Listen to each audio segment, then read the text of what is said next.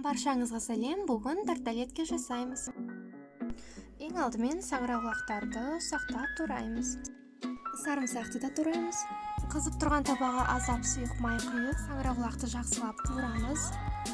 Аздап тұз және қара бұрыш салып дәмдейміз. Сарымсақты да қуырамыз. Ең соңында аздап қаймақ құямыз. Жақсылап араластырып 5 минуттай қуырамыз. Келесі кезекте ірімшікті үгіткіштен өткіземіз.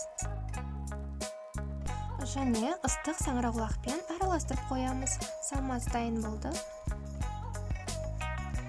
Енді тарталеткеді пергамент қағазы төселген формаға тізіп қоямыз және салмасын ішіне саламыз. Қызып тұрған духовкаға жарты сағатқа жібереміз. Біздің тарталеткеміз дайын болды. Көріп тұрғандарыңыздай өте тез әрі оңай жасалады. Барлығымызға аз болсын.